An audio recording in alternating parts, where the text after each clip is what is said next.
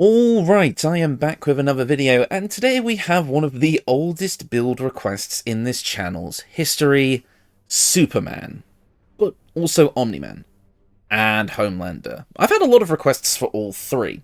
Basically, the idea of this build is to create that absolute powerhouse, that beacon of hope or fear that is Superman, right? Or Omni-Man, I guess, if you go the fear route.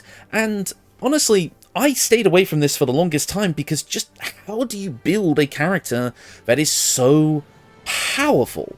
Like, Superman at one point had the ability to sneeze away universes, which, you know, I mean, obviously we've kind of grown out of that kind of sensibility when it comes to the writing of the comics in the more modern era, but honestly, trying to encapsulate all of Superman's abilities while still feeling like he has that level of power just felt like a daunting task. There's also getting some of Superman's most iconic yet simple abilities being really hard to do in this game overall. So I had to really think about it for a while.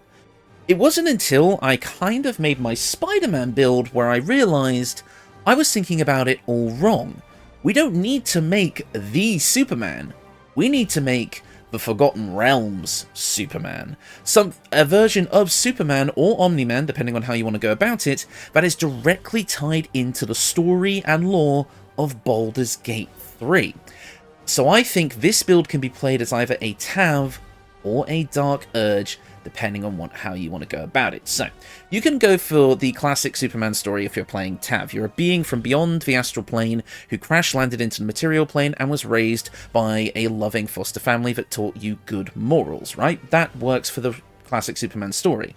But in Superman's kind of origin story, he actually had mental blocks in his mind that prevented him from using a lot of his powers. And I want to use that here. So for the Tav version of this build, I would say we go with that origin story, but when you get kidnapped on the Nautiloid and the tadpole is placed in your mind, the tadpole slowly starts to unlock the hidden latent, let's say, Kryptonian abilities that are hidden beneath good old Clark Kent's surface, or whoever you decide to name this character, maybe a more Faerunian name.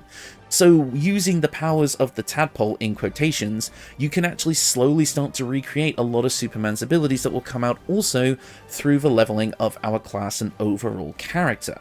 I find it a really interesting thought that, like, these powers were locked deep away until the tadpole began to unlock them. So, as you play through Baldur's Gate 3, you are literally becoming Superman over time, becoming a beacon of hope and using this overwhelming power you've now found yourself to have for good. Or we go the Omni-Man route, or the Homelander route. In fact, this also kind of, I would say this origin story that I'm about to give you works a bit better for Homelander, but can also work for Omni-Man if you want to go the redemption route. So, if you decide to play this build as a Dark Urge, which I actually think would work really well, you could say that we are the Bull spawn, and that Bull's blood gives us all of these incredible latent abilities. Now, slight spoilers for the Dark Urge story here, but basically after you-know-who mushes up our brain, we forget how to use those powers and then are placed on the Nautiloid, in which again, the tadpole slowly starts to piece our mind back together, and we unlock those abilities over time as well. And if you want to go the redemption route, because losing your memory caused you to gain these good morals and values, then boom, you've got a slightly more Omni-Man take on it. Or if you want to go pure evil, you are Homelander. Like, you can use the lore and story of Baldur's Gate 3 to shape how you want to make this character in so many different ways, while still keeping that basic kind of ability set, as well as just playing a simple yet engaging character build. I honestly think I've nailed this one from a creative standpoint. Let me know what you think. But anyways, now that the lore dump stuff is out the way, I apologize that was so long, but I really wanted to justify myself here. Let's get into the build, obviously. So, first up, we are going to be kicking things off as a fighter. Now, you could start this build as a monk, because we are going to be using predominantly monk levels in this build, especially depending on how you want to allocate your early stat spread, but I like the idea of kind of gaining the discipline to use our powers through maybe like a monastic kind of training, which Superman did kind of do in some iterations of his comics. He learned things like proper fighting styles, and like pressure points and such like that, so I do feel like monk makes sense, but I feel like starting with fighter, maybe even after a respec, is going to give us us a lot of the basic kind of abilities that we want. So starting off as fighter, we're going to gain access to all weapons and armor. We are using heavy armor with this build, which may seem contradictory to monk, but trust me, it will make sense. Because, you know, maybe we're the man of steel, so we're wearing steel armor. I don't know, kind of fits. But anyways, we want to start off with this. It's also going to give us concentration saving throw proficiency, which is actually going to help us out later, so we do want that, as well as second wind for a little bit of healing if we want to. Now, for our fighting style, this is completely unnecessary, but obviously I am using the fighting style expanded mod here, which is available on all platforms, and which allows you to get the unarmed fighting style, which will give you advantage on athletics checks and allow your unarmed strikes to deal an additional 1d6 of damage. This is completely optional. It's not needed for this build. It does just give it that little bit of extra oomph, though, that feels like it makes sense for the character. As well as having advantage on those athletics checks, that means we get to throw people really easily. Because again, a big part of Superman's kit is that there's a lot of iconic imagery of him picking up things like cars and such, or even redirecting planes. So I feel like having a high athletics ability does make sense for this build, and getting that little bit of extra unarmed damage is nice. It's really going to give you that Superman feeling even before you hit the monk levels.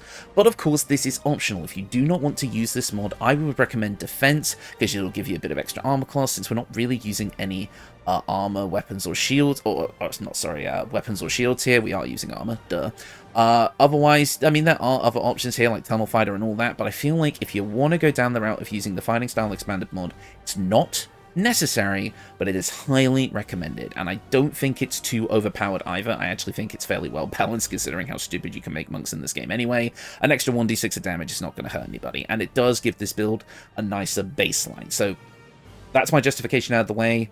Use this if you want to, but otherwise, just pick defense from vanilla. Moving on to our ability scores. Now, I know what you're thinking. Yes, we are using the Amulet of Greater Health again in this build, but I'm sorry, we're building Superman. Having as much HP as possible, as well as the best concentration saving throws in the game, it kind of makes sense. And I think for an endgame version of the character, who starts to unlock all of his full potential around the start of Act 3, I just think it makes sense to do. Otherwise, though, we can go for a different set of starting stats, but let me go over the final stats of the build first. Strength is at 17. We're going to be bumping this up with Tavern Brawler later, because of course we are. It's so obvious. Dexterity is at 14, so that it's not at 10, so it's not completely abysmal, but we do want to make sure that we have at least some for, like, initiative and such, but you can put that into something else if you like. Just keep it at the baseline of 10, because we are wearing heavy armor. Constitution is at 8, but effectively is a 23 when we have the Amulet of Greater Health. Intelligence is at 8. Clock is not dumb by any means, nor any of the other supermen that I'm talking about today. Well, maybe Homelander, but but otherwise we just don't really need it. Wisdom is at 16 because we will need it for our monk abilities, and Charisma is at 10 because he has to have a little bit of Charisma to be able to keep up the Clark Kent facade. And don't worry, we got the Clark Kent persona in this build. Trust me, it's kind of funny. But anyways, for your starting stats, however, though, because obviously this doesn't really work, you are going to want some Constitution. I would actually recommend dropping Strength entirely for now. And just for those first few levels, kind of going for like the Dex-based monk stuff, starting off with a 17 in dexterity and then pumping up your constitution to a 14 and keeping your wisdom at a 16. Yes, it does mean you have a little bit less health overall, but again, we're only starting to unlock our powers, and for all we know, we have less health than we think we actually do, so Superman going down might just be all in his head in reality. I mean, I know that's a loose explanation. Feel free to swap wisdom and constitution around as well if you like, but we can focus on the more dexterity-based monk attacks to start with, because we'll get our first level of monk like at level 2 or 3, and if you go for that at level 2, I mean, you're going to have you know, bonus action attacks and your monk stuff pretty much right after you leave the Nautiloid, so that'll feel pretty safe, as well as we will be able to bump up that dexterity with an optional half feat later.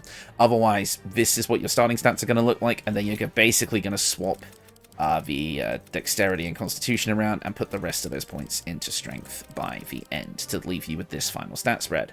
I hope that wasn't too much information, but I do think you can basically start this build as a dex build and then go into strength a bit later. And again, I'll explain more as we level up.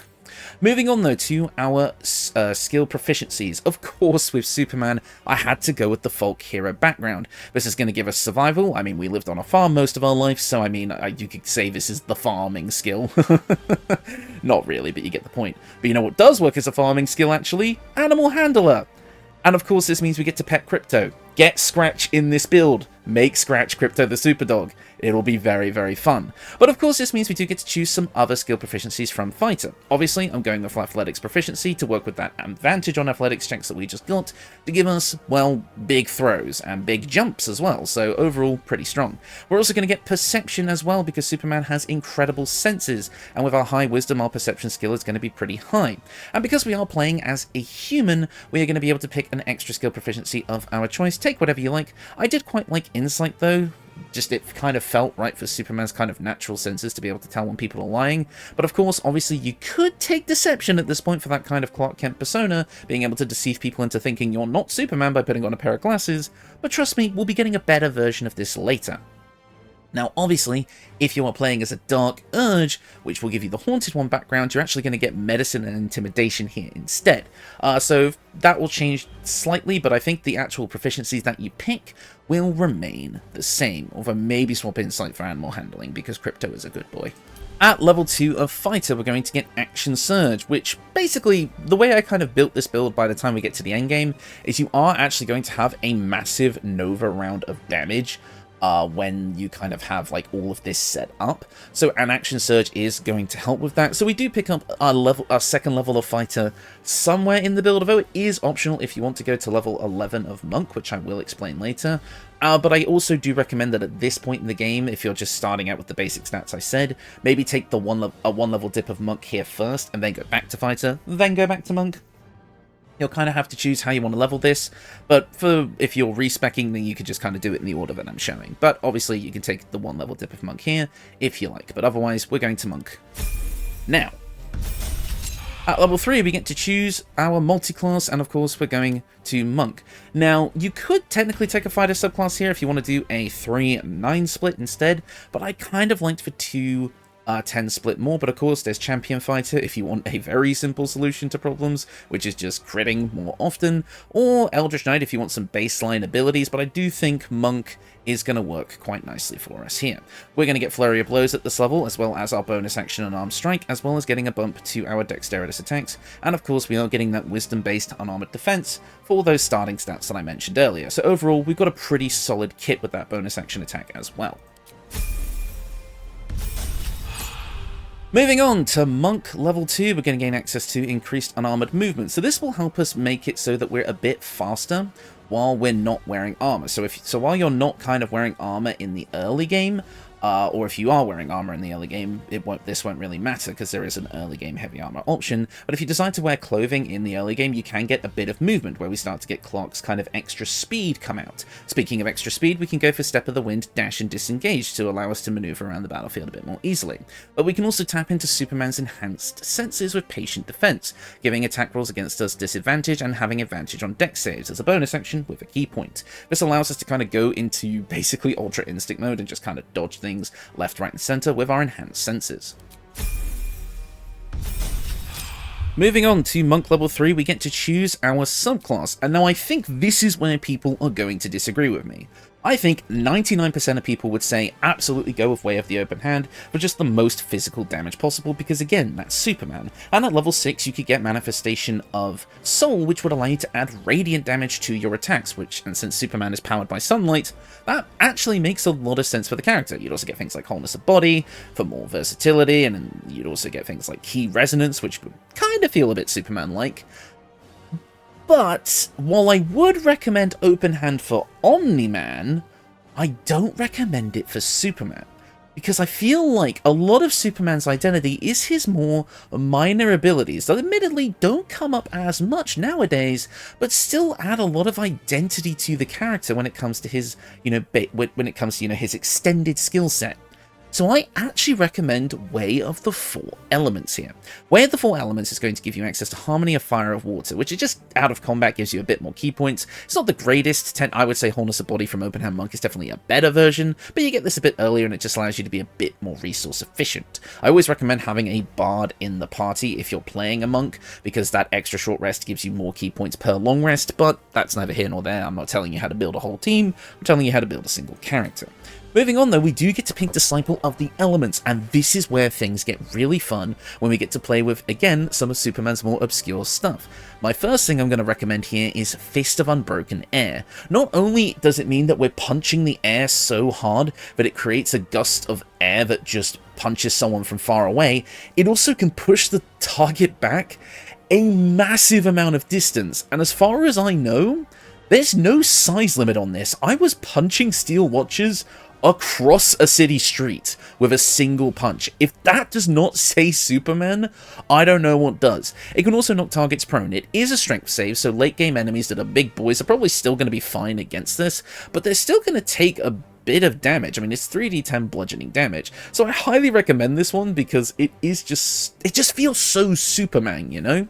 Speaking of stuff that also feels a bit like Superman, let's get his powerful breath attack with Rush of the Gale Spirits. Superman's breath is used a lot, either to freeze things or blow things away, so getting Rush of Gale Spirits does make sense, allowing us to summon a strong wind that clears all clouds, which again feels like a Superman thing to do, get rid of darkness, etc., pushes creatures back and forces them off balance, and the off-balance condition makes it so that the affected entity has disadvantage on strength and dex checks, and attack rolls against it will have advantage. So it gives a little debuff that your allies can take advantage of. And then finally, like I said, Superman's breath has the ability to freeze things, and of course we have a few ice abilities here.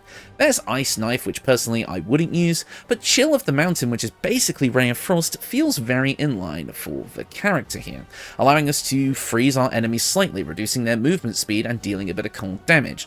There is also Shaping of the Ice that allows you to create an ice cube, which, I mean, if that's your flavor, go for it. But honestly, I think these three abilities make a lot of sense. And plus, we're going to be able to get Heat Vision later. I would say if you want kind of an early, like, if you squint, it kind of makes sense version of Heat Vision, Fangs of the Fire Snake could work here. But we'll get something that I think is a bit better for that a bit later. At Monk level 4, we're going to get Slow Fall, meaning that we gain resistance to falling damage. I mean, yeah, I guess that makes sense. We fly around a lot. We've probably fallen a few times. We're also going to get more key points as well as our first feat of the build. Now, if you're playing with the dexterity-based stats for the early game, I recommend taking the athlete feat here and bumping up your dexterity. This is going to not only obviously round out that 17 dexterity that we started with, it's also going to allow us to get up from prone a bit easier over using less movement speed, and increases our jump distance by 50%, allowing us to leap an entire building in a single bound. Yes, I even thought of that in this build.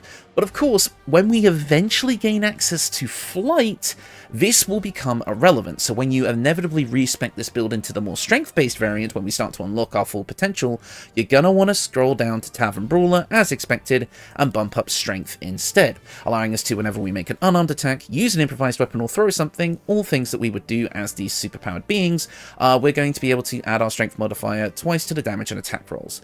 It's just more power, it rounds out our strength, it makes sense. So we're going to be going with that here, but of course, when you're actually playing through the game with the more dex-based version to start off, that's slightly less powerful but more versatile, Athlete is going to kind of be a precursor to Flight, which again, for the origin story of a Superman-type character, makes bloody sense. At Monk level 5, we're going to gain access to extra attack as well as stunning strike. And again, eventually as Clark starts to kind of develop his abilities, his fighting style, and just overall becomes a more capable fighter and hero, he does learn a lot of interesting things, and using his enhanced senses and X-ray vision, he's able to target pressure points. So I actually think that stunning strike on this build makes a ton of sense. So this allows us to deal our regular unarmed damage, but also can possibly stun the target, meaning that they cannot move at all, which is amazing. So I think this is actually a very on-theme ability for good old Superman. At Monk level 6, we're going to get Key Empowered Strikes, allowing our unarmed strikes to count as magical for overcoming resistance to physical damage. Basically, this is one of the main reasons I ended up switching to Monk over the Fighter variant. Whenever you came across an enemy like a Steel Watcher that was resistant to these damage types, it just sucked, and I wasn't really willing to equip the barbarian gloves that overcome that resistance because I wanted to use other glove options, so this is why I ended up going the more Monk route in the end, and the more I thought about it, the more it just kind of made sense. So I feel like Key and Power Strikes is absolutely worth it. You will get more unarmored movement if you decide to go the clothing route, but of course, probably by this point, you're probably not. I would say around level 8, 9, if you're really kind of playing the game thoroughly, you're probably going to hit Act 3 around this point. I would say here is probably where you're going to respec.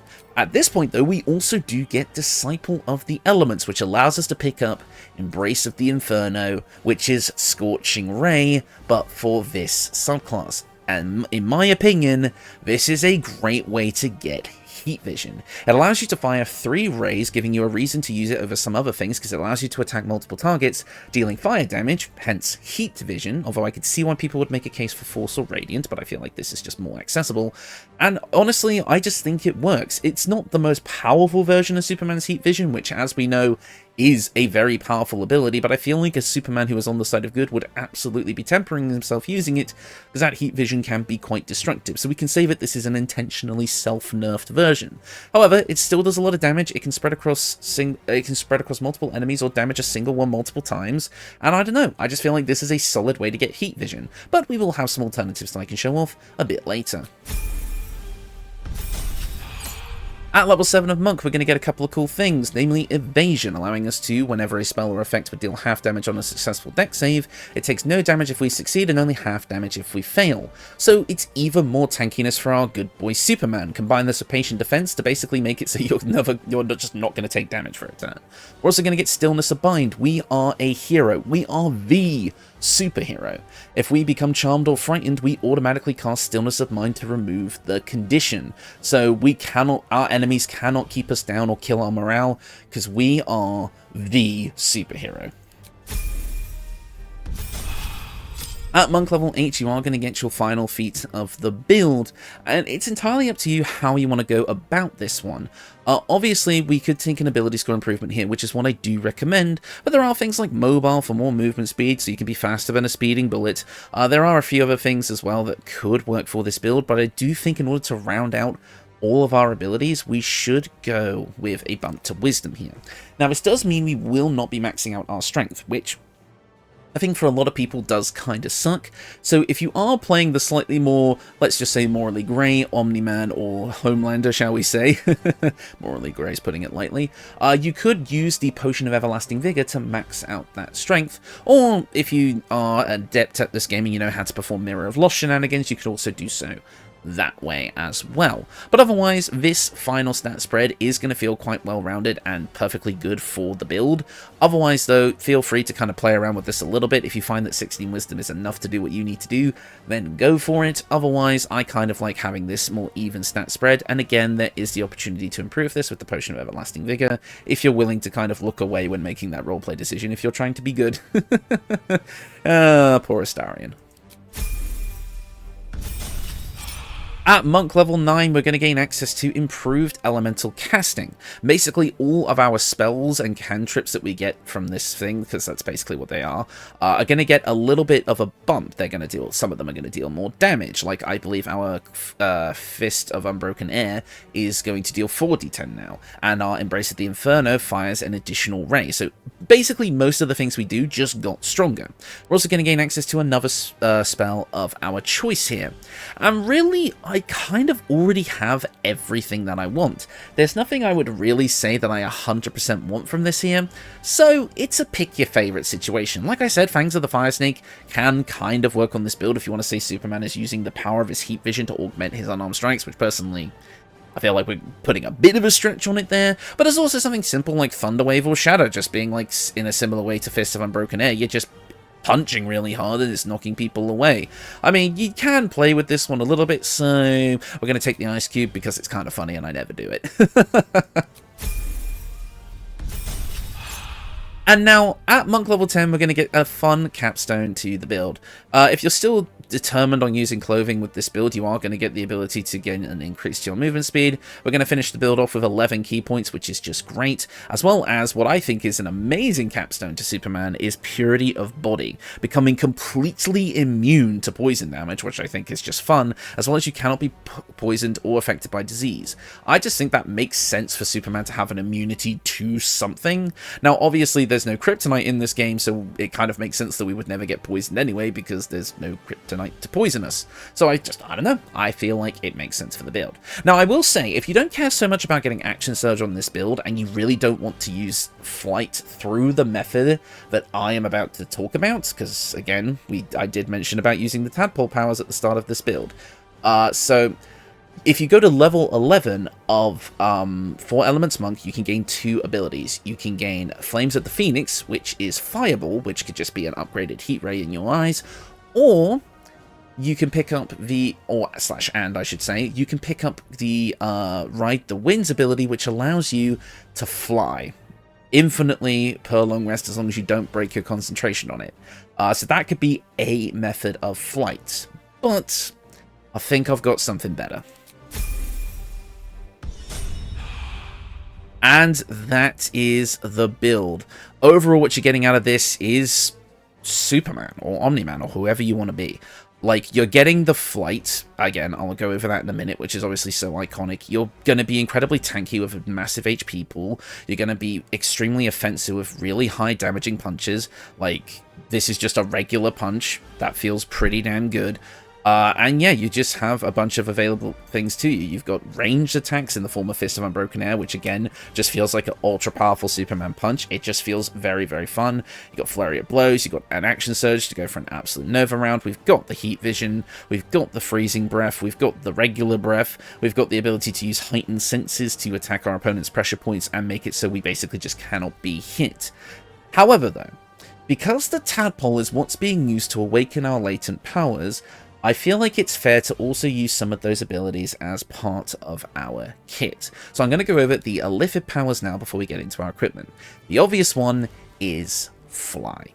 As soon as we enter Act 3 at the end of Act 2, we get the ability to fly if we decide to become a partial Illithid. Now, this is great. It basically replaces our main movement option and we get to fly infinitely.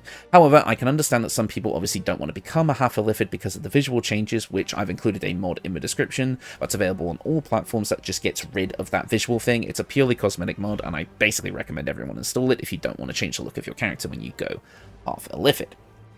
But also, I can understand that the animation for this looks a bit more sinister than we would probably like for Superman, which is why I talked about that alternative flight option, but this is the best way to get unrestricted flight in the game, so this is what I have to recommend. But there are some other Illithid abilities that I would like to discuss, so let's talk about them now.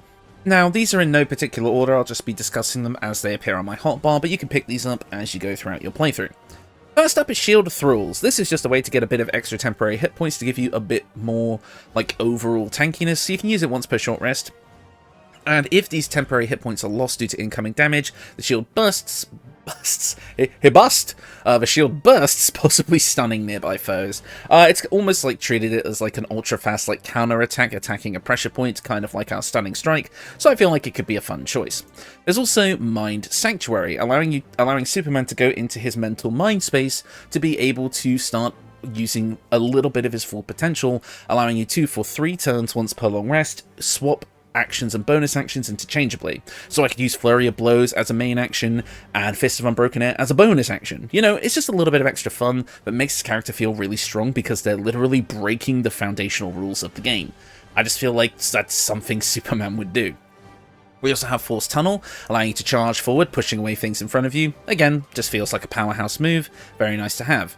And finally, Psionic Overload, allowing us to kind of, you know, let go of our restraints a little bit and deal a bit of extra psychic damage on all of our attacks. Because we make so many attacks in a turn, this stacks up quite quickly, but we also do take psychic damage ourselves as we're still learning to come to grips with our powers, and as such our mind may not be able to take all those mental locks being restricted so early. I feel like this one makes a bit more sense for Homelander or Omni-Man, and it definitely gives a more evil looking vibe. Maybe you're playing like Injustice Superman or something, so I would say maybe if you're playing Goody Two Shoes Superman, maybe don't use this one, but the other builds would the other characters, I should say, would certainly like to take advantage of it.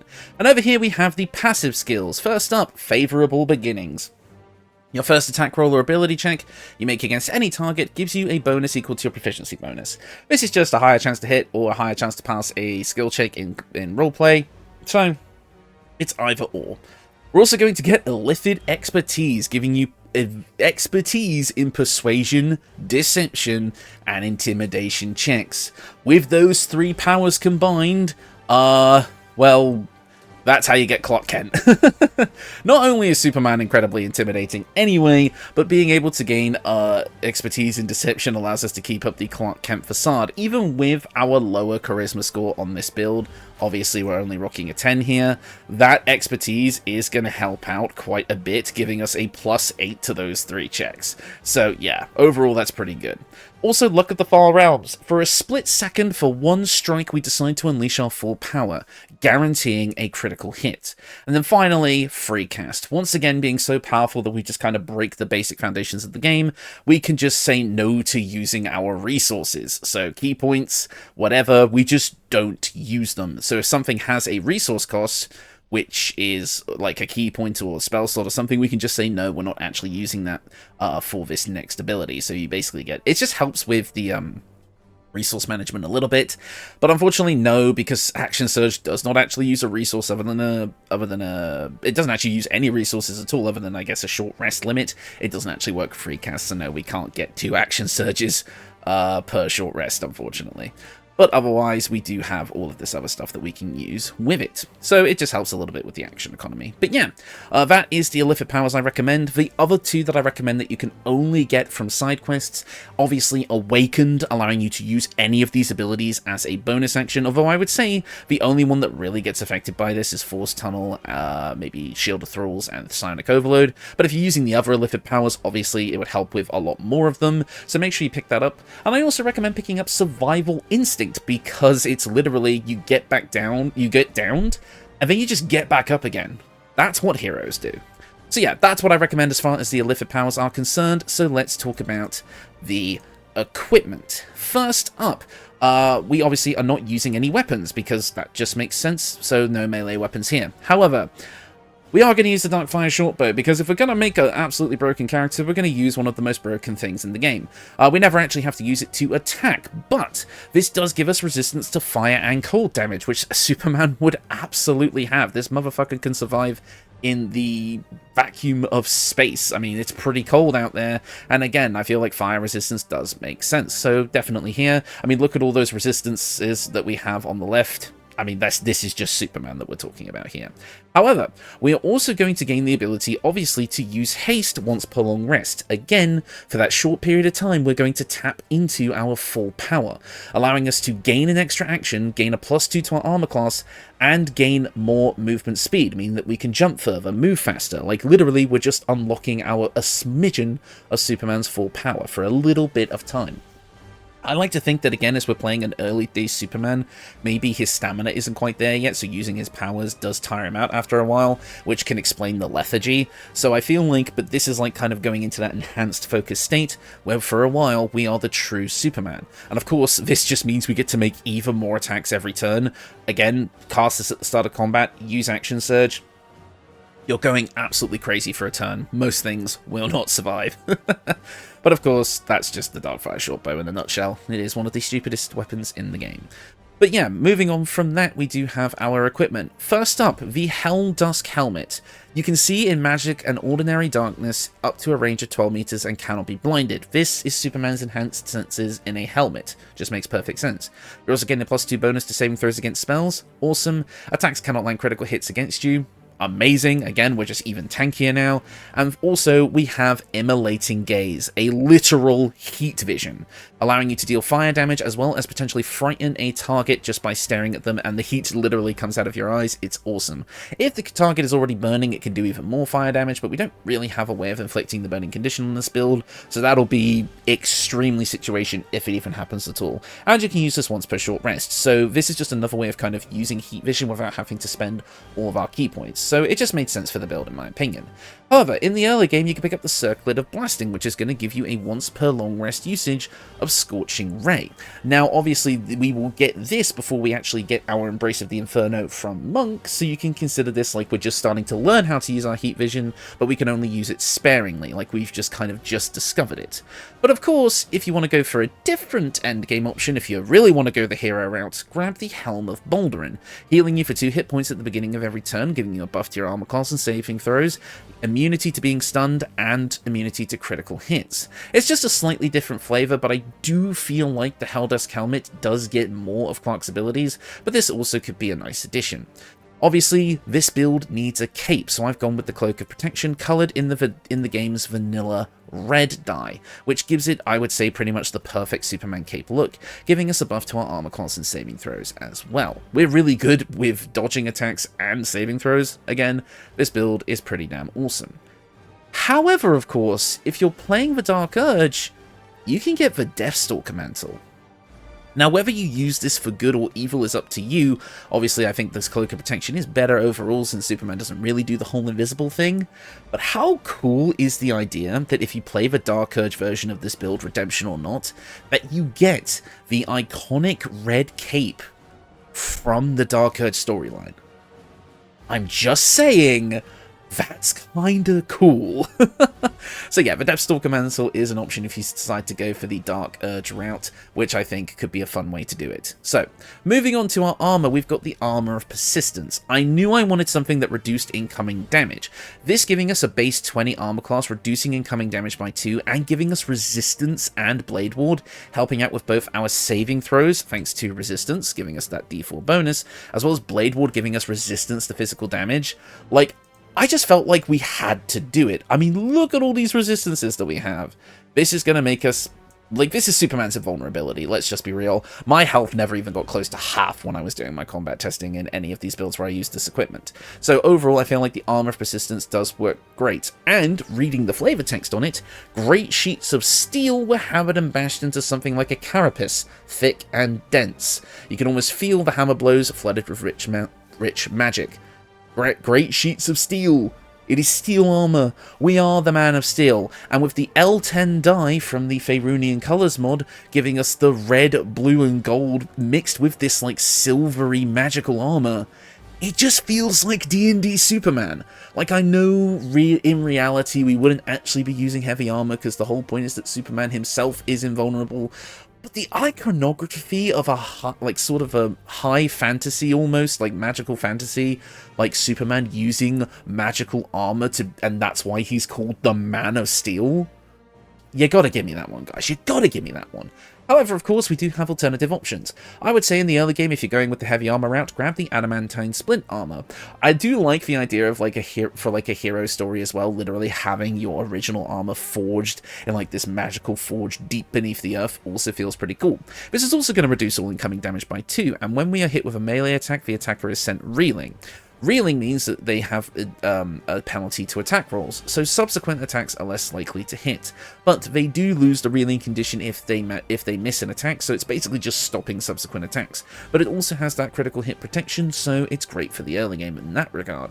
If you want to go the clothing route, in the early game I can recommend either the Mighty Cloth for a strength boost, or the Graceful Cloth for a dex boost, to kind of get that going for you. I would say probably the Graceful Cloth in the early game if you're going that dexterity-based route. But in the end game you could pick up the Bone Spike Garb, giving you 15 temporary hit points whenever you rage, which obviously isn't going to apply to us because I really didn't want to use Barbarian in this build. However, it will still reduce all incoming damage by 2 and will deal retaliation damage when hit by a melee attack per your Constitution modifier. For us, that's 6 piercing damage. So if you really want to go the clothing route, that's a way you can do it, but you'd have to use some form of camp clothing to get a decent look because... yeah. But it is possible with something like Thea Taylor's camp clothing mod, of course. Now, obviously, with unarmed strikes, the gloves are pretty important, so you have a few options here. In the endgame, I ended up going with the Seraphic Pugilist gloves, allowing our unarmed attacks to deal an additional 1d4 radiant damage, meaning that we can literally hit our enemies with the power of the sun, which I felt like was appropriate for this build. It's also going to give us a usage of Guiding Bolt, which, if you combine this with Luck of the Far Realms, it's an instant 46 radiant damage, which I think is super strong. I tested it out in when I was doing my combat testing with this build, because this build went through a lot of iterations, and that just felt like such a fun little niche combo to do, just getting essentially a ranged divine smite off, which I think is kind of fun, which, and again, feels in character, at least to me. Some people would definitely say that the heat vision should be radiant instead of fire, but it's a bit harder to get on a build like this. But of course there are other options. In the early game, I highly recommend the gloves of Cinder and Sizzle, giving you fire damage on your attacks, and another usage of Scorching Ray once per long rest. So between that and the Circuit of Blasting, you will have a couple of uses of your heat vision before you actually get it from your subclass. But of course, if you want some force damage, there is the Neverstone Gauntlet, giving your unarmed strikes an additional 1d4 force damage, and you get a bit of a bonus to your spell save DC, which does actually help with the Way of the Four Elements stuff. It also gives you access to the command spell as well, but for some reason it's not showing on the tooltip here. Whatever. But yeah, basically, I think I may have picked up the wrong ones from the barrel. Whoops. But anyways, yeah, that's kind of some options for you there, but I do think I would personally go with the Pugilist gloves, because again, the idea of having radiant damage on a Superman build, in some way, does feel pretty on theme. And finally, the Boots of Speed. There are going to be some times where we're just not really going to have much to do with our bonus action if we're not trying to spend our key points, and being able to dash without needing to spend a key point is going to feel very, very nice. It's also going to invoke disadvantage on opportunity attacks, which is great, allowing us to do this, and even if we don't plan on running, just flying away, we can fly great distances and not really have to worry about taking too many hits on the way out.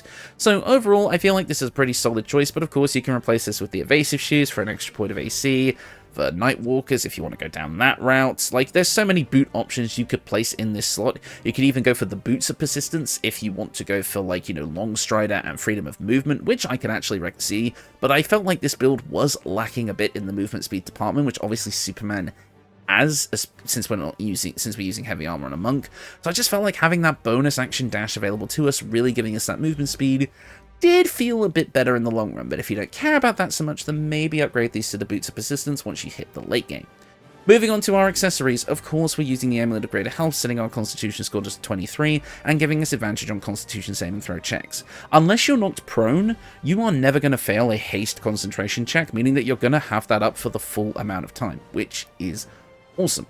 Overall, I really, really like this for the build, like I said. Some other game options could include something like maybe the Amulet of Misty Step if you want a really fast teleportation move. There's also just some of the more generically useful options, the Amulet of the Harpers for better wisdom saves and a usage of shield. You've got that available to you, but honestly, once you hit Act 3, you gotta equip this bad boy because it's gonna work. But again, you can use the starting stats that are recommended until you get it. Next up, we have the Ring of Free Action, allowing us to ignore the effects of difficult terrain, which doesn't matter as much since we can fly, but I felt appropriate for the character, as well as we cannot be paralyzed or restrained, which feels very appropriate, so I wanted to include that here. And finally, this is a free slot. You can change this for whatever, but I did go for the Crusher's Ring here to give us a bit more movement speed, because again, I did want a bit more movement speed on this build, but feel free to change this out for something else. Now, in the early game, before you get Flight, I do recommend picking up the Ring of Jumping, giving you the Enhanced Leap spell as a bonus action once per short rest. Combining this with Athlete means you're definitely going to be able to jump wherever you want to before you actually get the ability to fly, but once you have the ability to fly, you can swap this out. But I did want to recommend it as an honourable mention. So yeah, that is the build, and I think, as far as what I was able to accomplish here, we definitely managed to get Superman. 100% managed to get Superman. I didn't think that a build like this was really possible, and to be honest, getting a full power Superman is impossible without cheats. But here, I feel like we got a really interesting early days origin story Superman that fits into Baldur's Gate 3 pretty damn naturally. This is a role-playing game, it's in the name, and we're gonna role-play our own version of Superman, again, like I did with the Spider-Man build, in which we linked that to the lore of the Drow. I'll admit this one doesn't have deep roots in the lore, I've basically just kind of repeated the Superman origin story, but I said astral plane instead of space. But again, if you have if you're a lore nut who knows exactly where this kind of character could come from, let me know in the comments down below, because I genuinely think it would be really interesting to know. But between the class and subclass choices, the equipment, and the fighting style, depending on if you go down that route, we just have Superman. And again, this build has room to be a Tav or a Dark Urge. There's a little bit of wiggle room with the leveling. If you don't want to use the Illithid Powers, you can go for the Flight at level 11 of 4 Elements Monk. And again, if you're playing a more Omni-Man style character and you don't really need the heat vision or stuff like that, play Open Hand and just be a physical powerhouse. I mean, we're still a physical powerhouse here, just Open Hand Monk would let you do that a little bit more, and would give you the radiant damage on your attacks as well. So really, this build just has a lot to offer in terms of what you want to do. You want to play Superman, Omni-Man, or Homelander? Here's how you do it. So I really, really hope you enjoyed this build, because this one, it took a bit of theory crafting to get something that I was 100% happy with, but I think now that I have, it's definitely worth the trouble. So yeah, that's going to do it for me. Thank you all so much for watching, and I will see you all next time.